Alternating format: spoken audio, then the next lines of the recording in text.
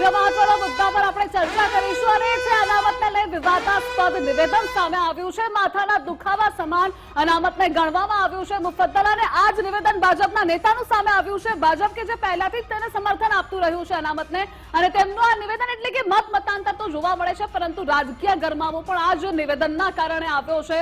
ભાજપના પ્રદેશ મંત્રી નૌકાબેન પ્રજાપતિએ વિવાદાસ્પદ નિવેદન આજના દિવસે ટાંકીને આપ્યું છે અને તેમણે અનામતની સરખામણીએ માથાના દુખાવા સાથે કરી છે। તેમણે એ પણ કહ્યું કે વોટ બેંક માટે અનામતનો ઉપયોગ થાય છે। બનાસકાંઠાની બાબર નગરપાલિકાના કાર્યક્રમમાં તેમનું આ નિવેદન છે એટલે સવાલ એ છે કે ભાજપનું મજબૂત સમર્થન પહેલાથી અનામતને લઈને છે પરંતુ અત્યારે નૌકાબેન શા માટે તેનો વિરોધ કરી રહ્યા છે?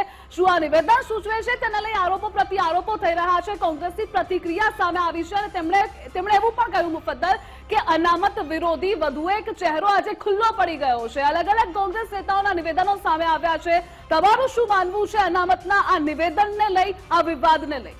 બિલકુલ, જે નૌકાબેન પ્રજાપતિ છે ભાજપના એક સિનિયર મહિલા નેતા છે અને એમણે આ નિવેદન કયા સંજોગોમાં કઈ વાતને ટાંકીને આપ્યું, કેમ કે જ્યારે એ બોલ્યા ત્યારે એમાં એ શબ્દો સંભળાતા હતા। એમણે એવું કહ્યું હતું કે આ બંધારણમાં જે અનામતની વાત છે, અનામતનો મુદ્દો ચર્ચતી વખતે હું એટલે કહી રહ્યો છું કે હમણાં જ મેં બંધારણની વાત કરીને બંધારણ સાથે અનામત સીધી રીતે સંકળાયેલી છે એટલે જ્યારે અનામતની વાત કરતા હતા તો એમાં એવા શબ્દો સંભળાય છે। જ્યારે આપણે એનું સંબોધન હમણાં દર્શકોને પણ સંભળાવીશું। એમણે કહ્યું કે આ અનામત છે એ માથાના દુખાવા સમાન છે। એમને શા માટે લાગ્યું એ પૂછવા માટે આપણે એમને જોડવાના છીએ થોડી વારમાં। જો આપણી સાથે લાઈવ જોડાય તો આપણે એમને પૂછીશું। પણ જ્યારે એમનું આ નિવેદન સામે આવ્યું એ સાથે જ ઘણા બધા સવાલો ઊભા થયા કેમ કે ભારતીય જનતા પક્ષ નું જે ટોચનું નેતૃત્વ છે ઘણીવાર જાહેરમાં સ્પષ્ટતા કરી ચૂક્યું છે કે અનામતના સમર્થનમાં ભારતીય જનતા પક્ષ છે।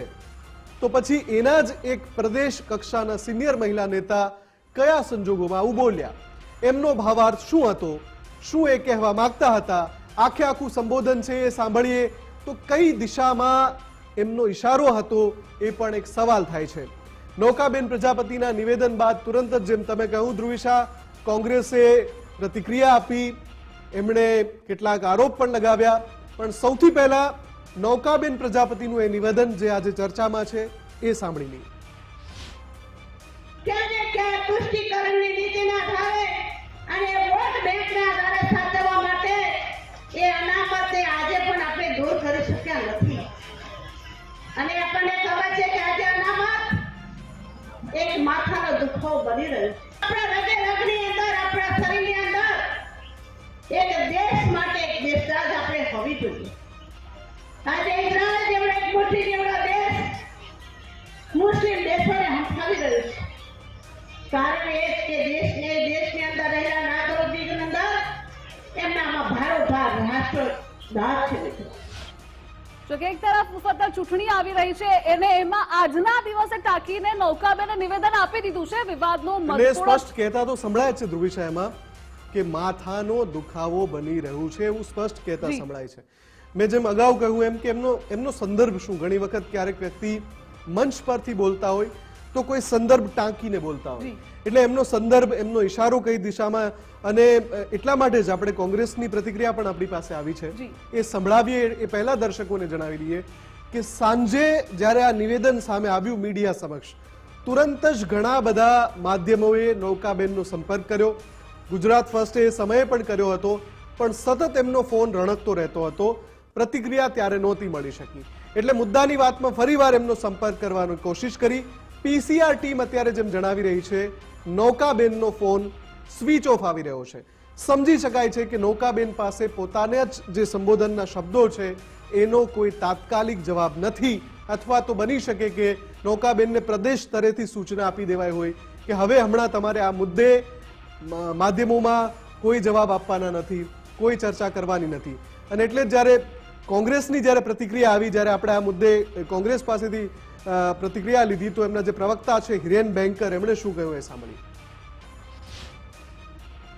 જે પ્રકારે બેન એમ કહી રહ્યા છે કે અનામત એ માથાનો દુખાવો બની છે તો એ સ્પષ્ટ એમના જે મનમાં હતું, જે એમના હૈયામાં હતું, એ હોઠે આવ્યું છે.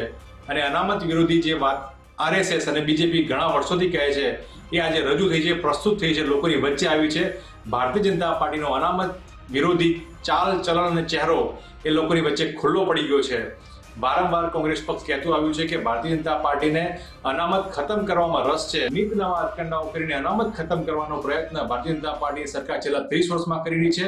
એનું જ ઉદાહરણ, એની જ વાત આજે એ બનાસકાંઠાના ભાભોરના જાહેર મંચથી કહેવામાં આવી છે. ખૂબ દુર્ભાગ્યપૂર્ણ બાબત કહેવાય. અને લોકો આજે જાણી ગયા છે કે ભારતીય જનતા પાર્ટીનો અનામત વિરોધી ચહેરો આજે ખુલ્લો પડી ગયો. અને કોંગ્રેસ પાસે તો એમ કહી શકાય કે આ જે મુદ્દો છે એક સળગતો મુદ્દો એમને મળ્યો, કેમ કે આ પ્રકારનો કોઈ સેલ્ફ ગોલ કરી નાખે પ્રતિપક્ષનો નેતા તો જે વિપક્ષ છે એની માટે તો એ તક હોય જ છે. એટલે એવી રીતે હિરેન બેંકર આક્રમક જોવા મળ્યા. એમના શબ્દોમાં આક્રમકતા હતી કે આ એમનો જે ચહેરો છે ખુલ્લો પડી ગયો. પણ આ બધાની વચ્ચે આપણે કીર્તિસિંહ વાઘેલા કે જે બનાસકાંઠાના જિલ્લા ભાજપ પ્રમુખ છે એમની સાથે વાતચીત કરી. આ મંચ ઉપરથી અગાઉ હમણાં એક મુદ્દા પર એમની પ્રતિક્રિયા લીધી હતી. એટલે કીર્તિસિંહે તુરંત જ જવાબ આ મુદ્દામાં પણ આપ્યો. જ્યારે એમને પૂછ્યું તો એમણે કહ્યું કે બની શકે કે નૌકાબેનના આ અંગત મંતવ્ય હોય, આ એમની અંગત વિચારધારા હોય, અને નૌકાબેને જે કહ્યું છે એ એમને માધ્યમો દ્વારા જાણવા મળ્યું છે. એટલે કે કોઈ માધ્યમો દ્વારા જ એમને ઇન્ફોર્મ કરવામાં આવ્યું અને પછી એ ટેલિફોનિક ઇન્ટરવ્યુમાં પ્રતિક્રિયા આપી રહ્યા હતા. કીર્તિસિંહ વાઘેલાએ બહુ સરસ શબ્દોની અંદર જવાબ આપ્યો અને એમણે કહ્યું કે એ નિવેદન ભાજપનું નથી. જે ધારણા હતી એવું જ થયું. ધ્રુવિશા, પક્ષે પોતાને અલગ કરી લીધો. ભલે એ કીર્તિસિંહ વાઘેલા છે, પક્ષના પ્રવક્તા નથી. પક્ષના પ્રવક્તાનું નિવેદન આવશે ત્યારે પણ કદાચ આવું જ આવશે કે નૌકાબેનની જે વાત છે, એમના જે શબ્દો છે એનાથી સહમત અમે નથી. પણ કીર્તિસિંહ કેમ કે ત્યાંના સ્થાનિક નેતા છે, જિલ્લા ભાજપ પ્રમુખ છે, એટલે એમનું નિવેદન પણ મહત્વનું છે. એમણે પોતાને આ નિવેદનથી અલગ કરી લીધા છે. હવે જોવાનું એ રહેશે કે આ આખો જે વિવાદની શરૂઆત થઈ છે એવા સમયે થઈ છે ધ્રુવિશા કે સ્થાનિક સ્વરાજની ચૂંટણી માથા પર છે. અને એટલે જ મેં કહ્યું કે વિપક્ષને એક મુદ્દો મળ્યો છે, એક તક મળી ગઈ છે જે વિપક્ષ પણ ઝડપી જ લીધી છે, કારણ કે નિવેદનો પણ સામે આવી ગયા છે હિરેન બેંકર સહિત અનેક નેતાઓના.